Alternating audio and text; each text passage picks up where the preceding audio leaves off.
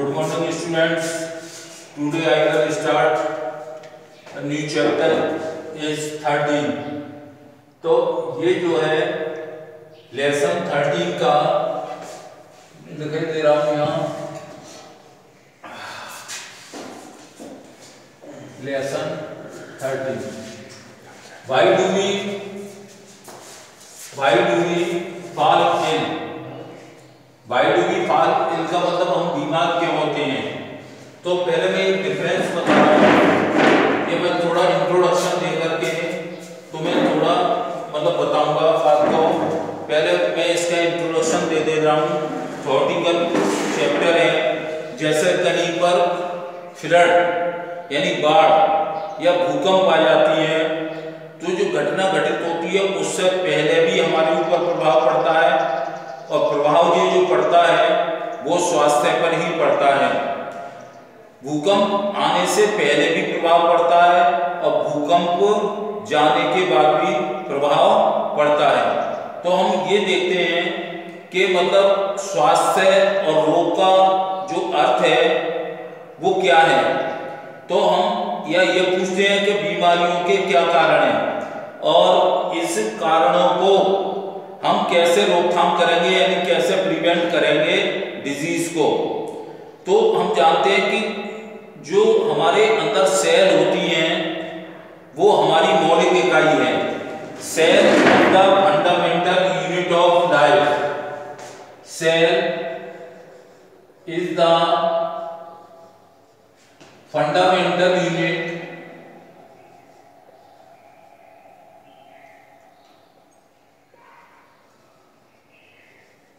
Fundamental यानी आधारभूत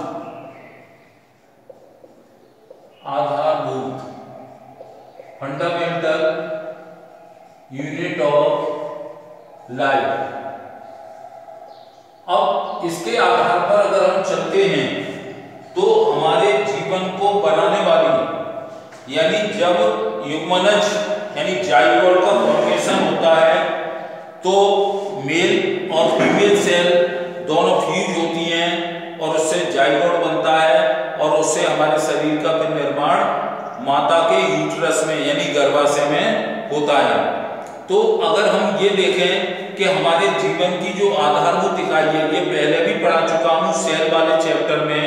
हमारे जीवन की जो आधारभूत इकाई है वो क्या है कोशिकाएं हैं और ये कोशिकाएं जो हैं विभिन्न प्रकार के रासायनिक पदार्थ यानी सेल किससे मिलकर के बनती है. सेल जो होती है हमारे ये 10th में भी तो पढ़ोगे. सेल का जो फॉर्मेशन होता है वो कुछ रासायनिक पदार्थ होते हैं. रासायनिक पदार्थ उनसे मिलकर के सेल बनती है. क्यों डीएनए आरएनए दोनों होते हैं तो वो रासायनिक पदार्थ होते हैं. इनमें कार्बोहाइड्रेट्स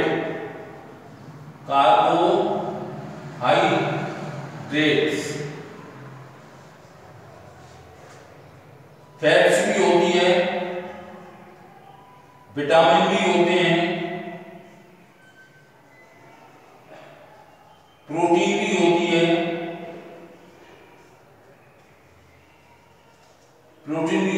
और वाटर भी होता है यानी कि जल. तो हमने ये देखा वैसे तो ये मिनरल्स भी होते हैं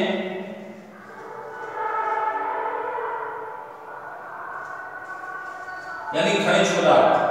तो ये हमारे भोजन के महत्वपूर्ण तत्व हैं.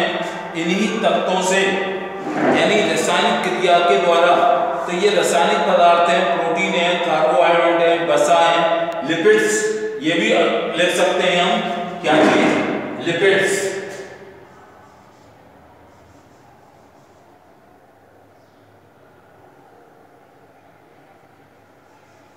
लिपिड्स यानी हमारा कोशिकाओं का रासायनिक संगठन है ये लिपिड्स. ये पौधों में पाए जाते हैं वैसे तो, लेकिन चूंकि हम सेल की बात हो रही है कि भोजन भी हमारा होता है, हम कैसा भोजन खाते हैं उसी के बाद बीमार पड़ते हैं. तो मतलब इसमें इन पदार्थों के बीच में कुछ ना कुछ रासायनिक क्रियाएं हमेशा होती रहती हैं.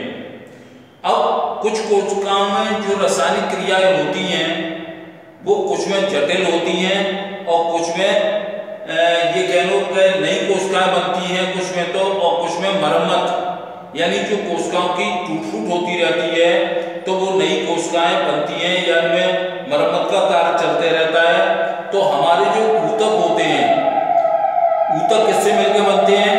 ऊतक सारे के सारे जो हैं वो समान कार्य करने वाली, समान संरचना वाली कोशिकाओं के समूह से मिलकर के होता है।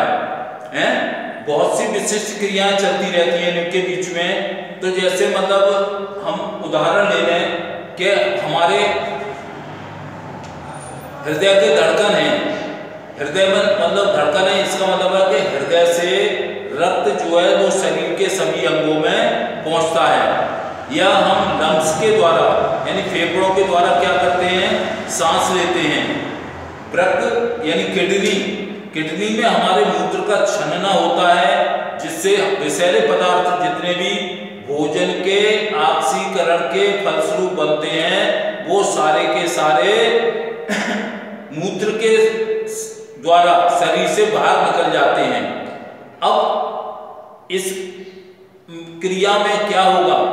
जैसे हमारा मस्तिष्क जो है, अगर ये हमारे अंदर कोई भी क्रिया परस्पर एक दूसरे से संबंधित नहीं होगी या गुर्दों के द्वारा मूत्र का उत्सर्जन नहीं होगा तो मस्तिष्क जो है हमारा बिल्कुल राइट एक्शन में नहीं सोच सकेगा।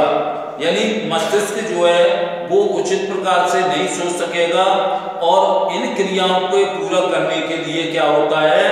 ऊर्जा और कच्चे पदार्थों की आवश्यकता होती है।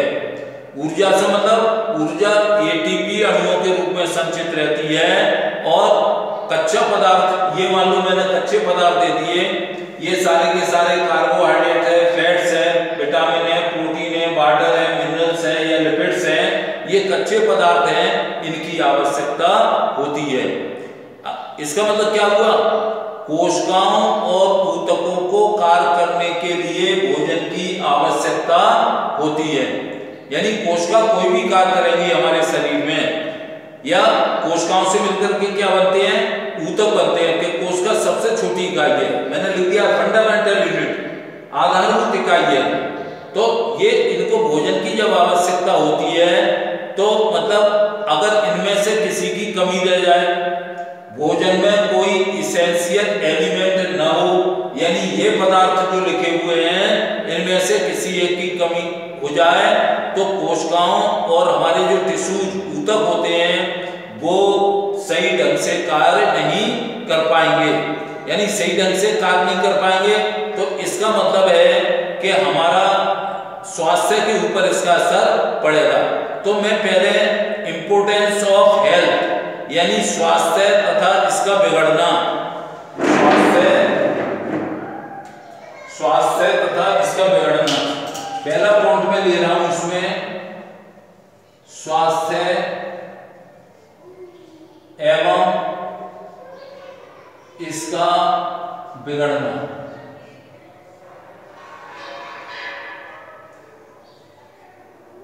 ये तुम्हारा मेन पॉइंट है किताब का।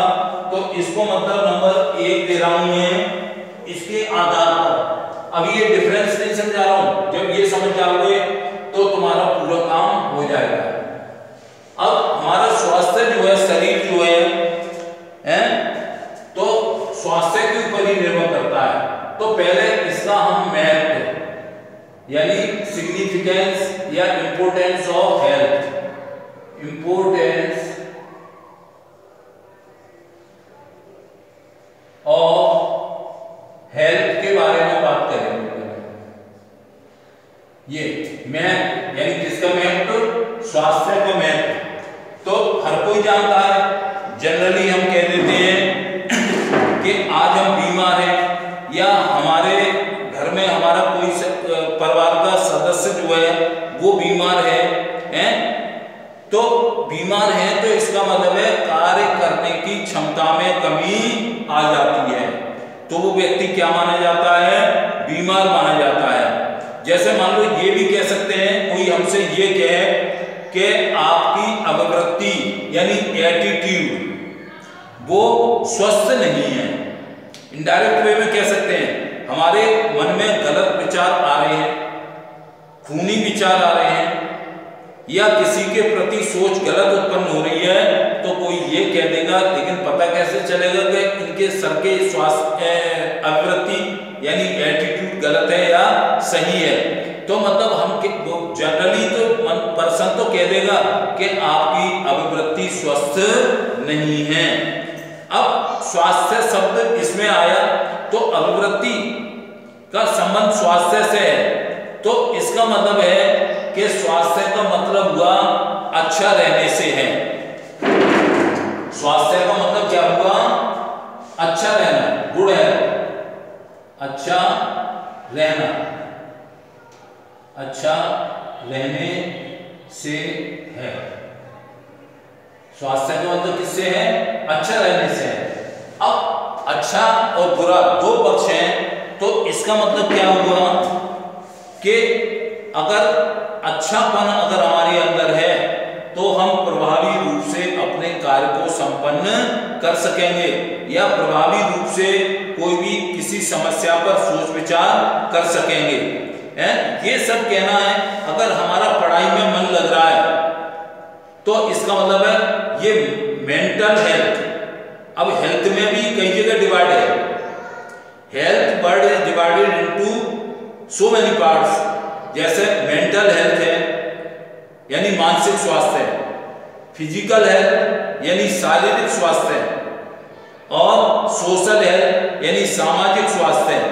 तो अगर हमारा ये मेंटल हेल्थ भी अच्छी नहीं है तो हम कार्य को अच्छे ढंग से नहीं कर पाएंगे, यानी किसी समस्या को आने पर सोच विचार अच्छी तरह से नहीं कर पाएंगे। जैसे गणित के तुम सवाल करते हो, उस समय तुम्हारे अंदर सोचने विचारने की क्षमता नहीं है तो तुम वो कार्य को अच्छा नहीं कर सकोगे। तो जैसे पढ़ने में रुचि अगर है तो हम उस बच्चे से कह सकते हैं कि आपकी अभिवृत्ति यानी योर एटीट्यूड इज गुड, तुम्हारी अभिवृत्ति ठीक है।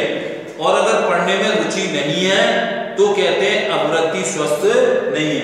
यह दो बातें होती हैं।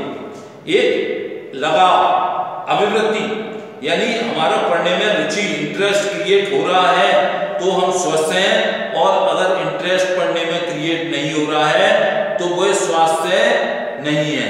तो हम स्वास्थ्य को कह सकते हैं, स्वास्थ्य वह अवस्था है। अगर स्वास्थ्य शब्द की तुमसे डेफिनेशन पूछी जाए तो मैं यहां लिख रहा हूं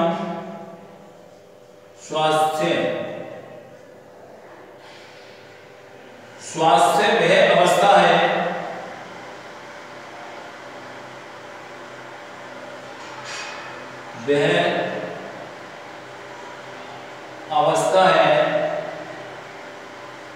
अब देखो इसमें तीनों आ जाएंगी, जो मैंने अभी बताई थी तुम्हें वो तीनों ही आ जाएंगी। तो व्यवस्था है जिसके अंतर्गत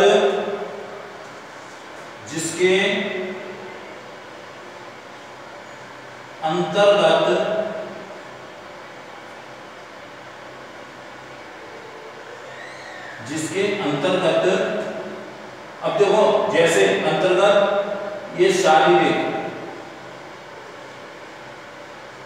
मानसिक,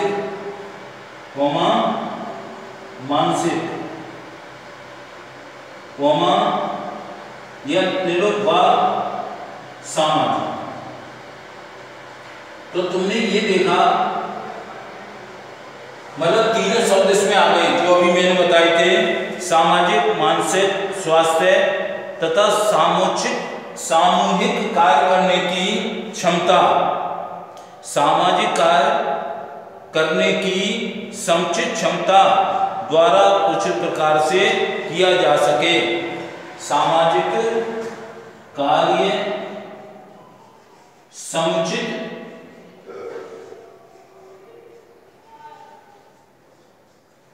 रूप से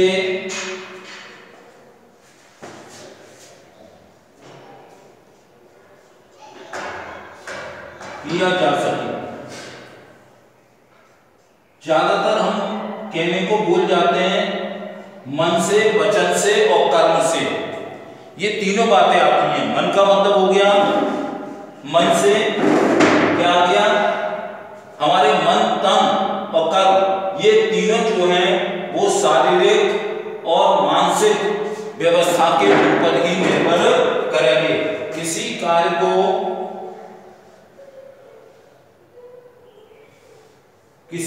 को जब हम करते हैं मन, वचन और कर्म, यानी तन, मन और धन तीनों रूप से करते हैं, तो ये उसका क्या कहलाएगा, समुचित रूप, यानी health that state which include the social, mental and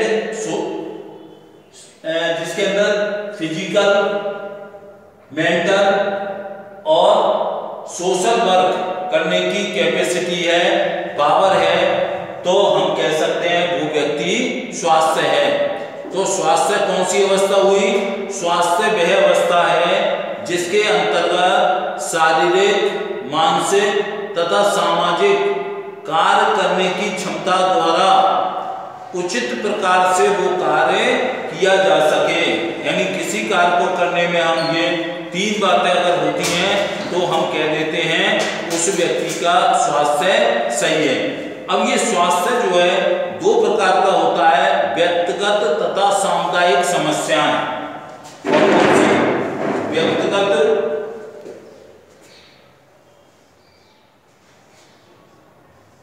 व्यक्तिगत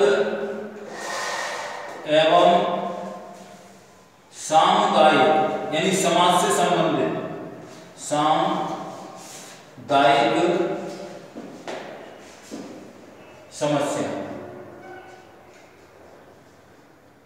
समस्या, यानी ये नंबर 2 हो जाएगा तुम्हारा। ये नंबर 1 क्या हो गया, स्वास्थ्य एवं इसके बिगड़ने में अंदर, इसके अंदर पहला पॉइंट क्या हो गया कि इंपोर्टेंस या सिग्निफिकेंस ऑफ हेल्थ। दूसरा हो गया व्यक्तिगत एवं सामूहिक समस्याएं। तो इसके अंदर क्या होता है, दोनों ही स्वास्थ्य को प्रभावित करती हैं। कौन कौन सी? ये दोनों ही स्वास्थ्य को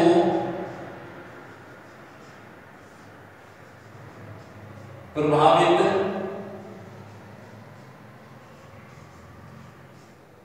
करती हैं।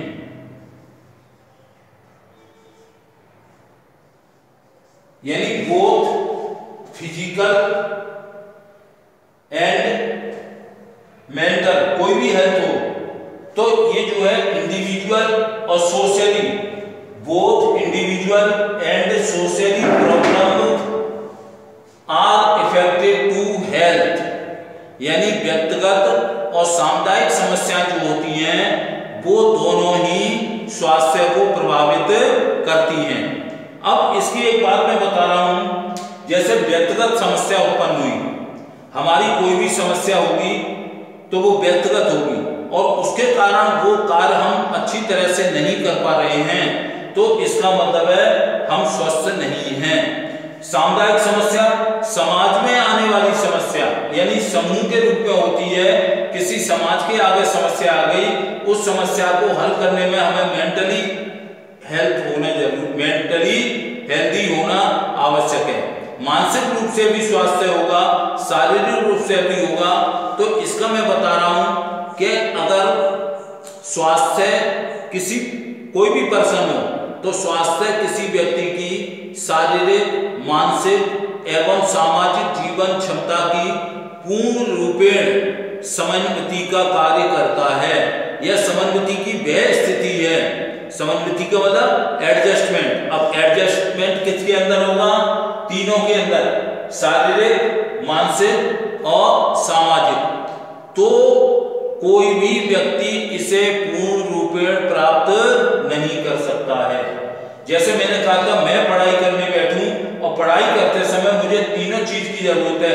मैं शारीरिक रूप से भी स्वस्थ हूं, मानसिक रूप से भी स्वस्थ हूं, मेंटली हेल्थ सही है, लेकिन सामाजिक समस्या जो आने वाली है, कोई काम बता दिया किसी ने, पापा ने काम बता दिया कि बाजार से दूध लाना है इतने बजे, तो वहां वो पढ़ते समय अगर ये व्यवधान पैदा हो जाता है तो हम इसीलिए कहते हैं कि कोई भी व्यक्ति हो तो वो पूरी तरह से इन तीनों अवस्थाओं को प्राप्त नहीं कर सकता है। जितने भी ऑर्गेनिज्म हैं, जितने भी जीव जंतु हैं या सामाजिक प्राणी है, मनुष्य सामाजिक प्राणी है, man is the social animal. तो हम ये कह सकते हैं कि सभी जीवों का स्वास्थ्य उसके आस पड़ोस अथवा उसके आसपास के पर्यावरण पर भी डिपेंड करता है। अब मान लो मैं ऐसी जगह बैठ कर पढ़ रहा हूँ, मैं स्टूडेंट्स पे ही लेकर के चल रहा हूँ, मैं ऐसी जगह पढ़ रहा हूँ कि जिसके आस पड़ोस में रहने वाले व्यक्ति आपस में लड़ते हैं, लड़ने के पश्चात तुम्हें डिस्टर्बेंस जरूर होगा, तो हम कह सकते हैं तुम इस स्वास्थ्य से सही नहीं हो। पर्यावरण में भौतिक कारक भी आते हैं, इस पर्यावरण में हमारे आस पड़ोस तो हो ही गया, इसके अलावा कुछ फिजिकल फैक्टर भी आते हैं, कुछ भौतिक कारक भी आते हैं। जैसे मतलब चक्रवात आ गया, तूफान आ गया, बरसात आ गई, अब तुम पढ़ रहे हो और ये तीनों प्राकृतिक आपदा आ जाएगी तो तुम्हारी पढ़ाई उस समय मन नहीं लगेगा, क्योंकि मानव समाज में रहता है। तो हमारा सामाजिक पर्यावरण जो होता है हमारे व्यक्तिगत स्वास्थ्य के लिए महत्वपूर्ण है। अब कोई पढ़ रहा है तो उसके आसपास छोटे भाई बहन भी अगर खेल रहे हैं तो वो शोर करेंगे निश्चित है, तो हमारा सामाजिक पर्यावरण सही नहीं है। अकेले में बैठ के पढ़ना है तो हम वहाँ कोई शोर भी नहीं आए, किसी का व्यवधान पैदा नहीं हो, तो हमारा सामाजिक वातावरण सही नहीं है। और अगर हम गांव कस्बों या शहरों में रहते हैं तो वहाँ का ये पर्यावरण जो है बहुत ही ज्यादा प्रभावपूर्ण माना जाता है। तो ऐसे मतलब ये कहना चाहिए कि ऐसे स्थान, कौन से स्थान, गांव में या टाउन कस्बे हो या सिटी शहर हो, तो ऐसे स्थानों में हमारा भौतिक पर्यावरण का निर्धारण सामाजिक पर्यावरण के द्वारा ही होता है, तो इसका प्रभाव नहीं पड़े। अब ये मान के सोच के चल रहे हैं कि हमने कूड़ा कटकर गंदगी कर दी, तो वेस्ट मटेरियल हमारे चारों काफी मात्राओं में गलियों में फेंका जाता है, और खुले जैसे नालियां हैं उसमें पॉलीथीन की थैली फेंक दी, पानी जो है स्थिर पड़ा रहेगा, तो वहां पर बहुत सी disease, there is a possibility to spread some diseases.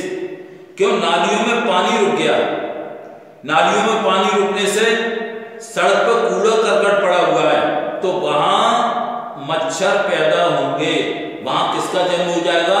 मच्छर पैदा होंगे। तो ये जो है वो एक सामुदायिक स्वच्छता वाली बात आ गई, और सामुदायिक स्वच्छता जो है वो व्यक्तिगत स्वच्छता के लिए महत्वपूर्ण है। क्यों महत्वपूर्ण है? क्योंकि ये दूसरे दोनों समस्याएं, व्यक्तिगत स्वच्छता और सामाजिक, ये दोनों एक दूसरे के ऊपर निर्भर हैं। अब अगली बात इसी पॉइंट में आती है, किसमें?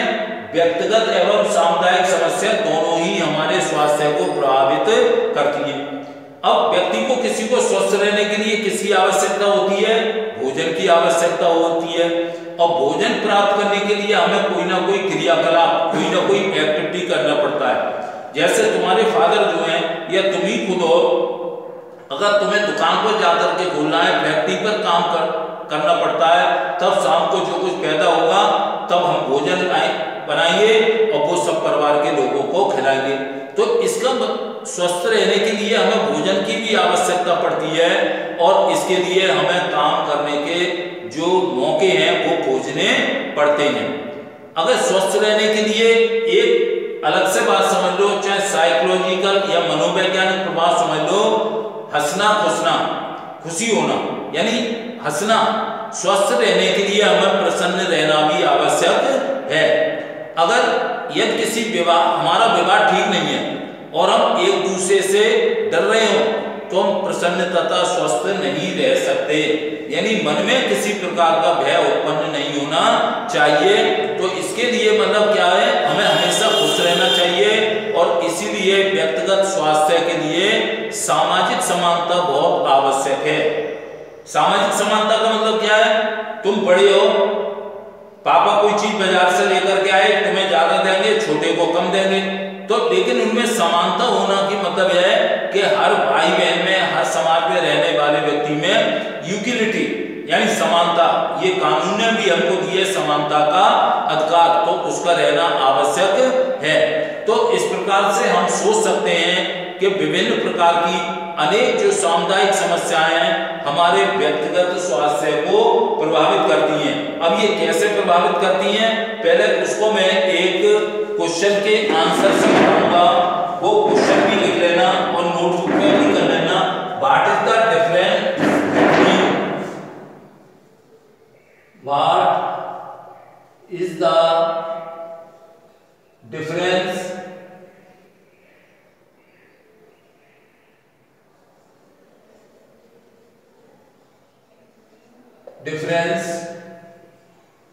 between healthy person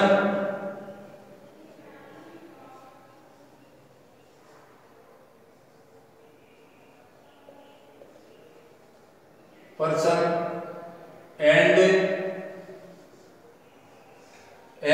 disease free,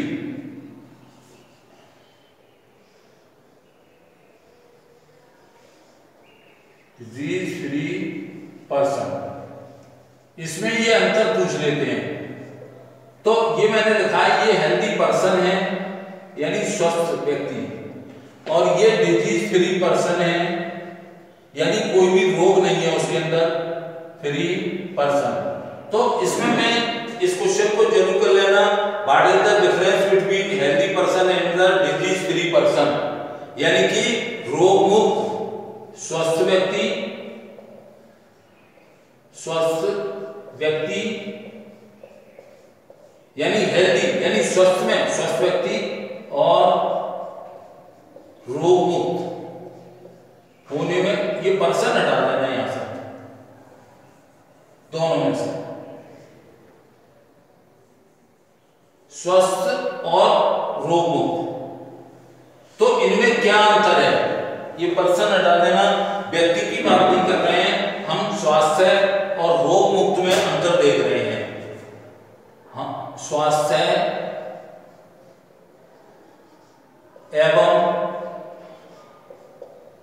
रोग मुक्त,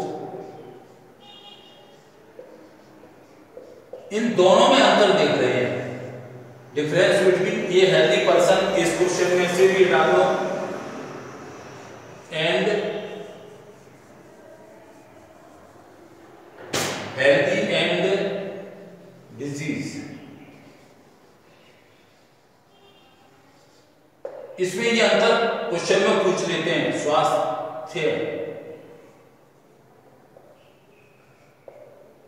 स्वास्थ्य एवं रोग मुक्त, इनमें क्या अंतर है? तो पहला मैंने जो डिफरेंस दिखाया है वो स्वास्थ्य की तरफ से मैं ले रहा हूं, it is a state of physical, mental and social. इसके बारे में मैं अभी तुम्हें पूरा बता चुका हूं।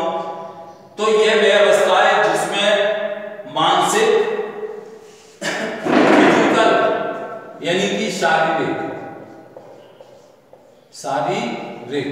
मेंटल का मतलब मानसिक, और सोशली वेल यानी सामुदायिक,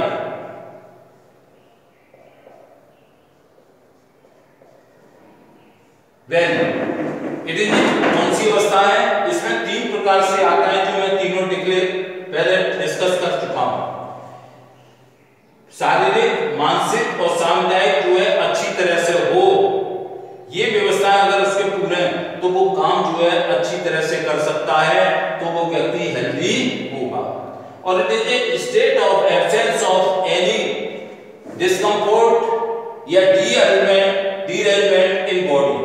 अगर अव्यवस्थित, ये डिस्कम्फर्ट का अनारामदायक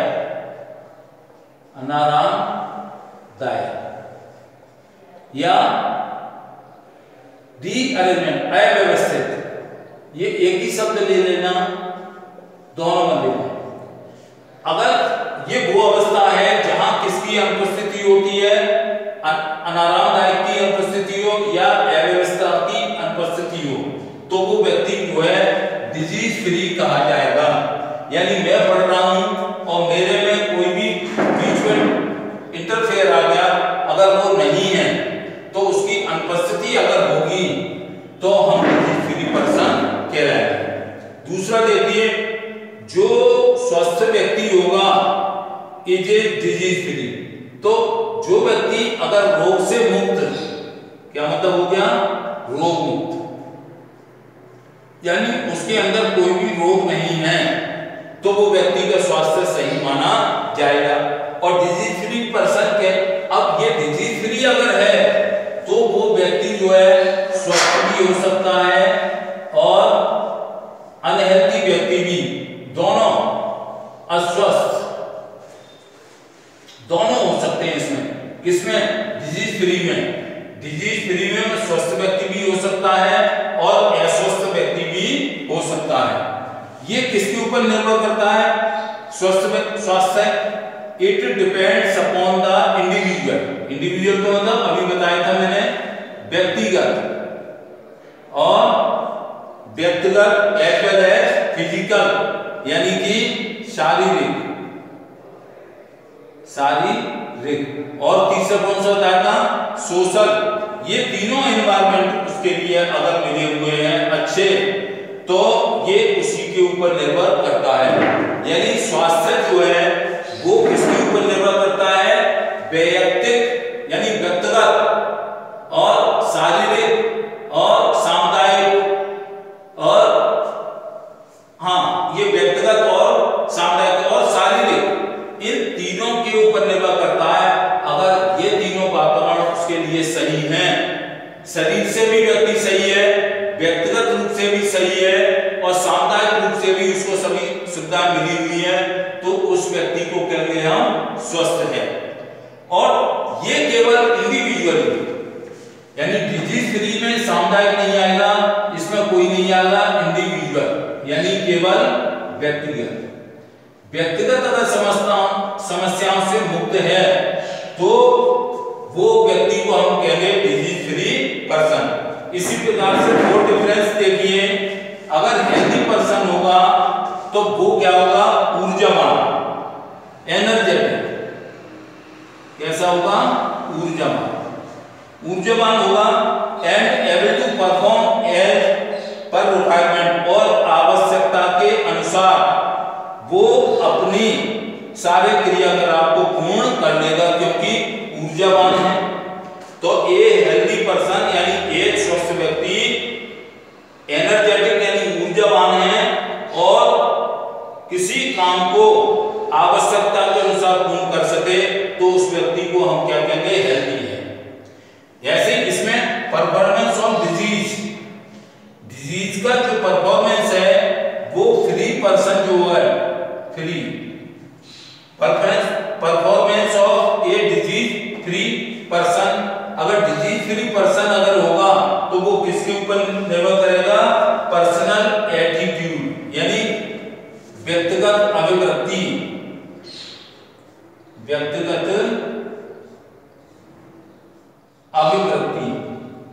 इसके ऊपर निर्भर करेगा।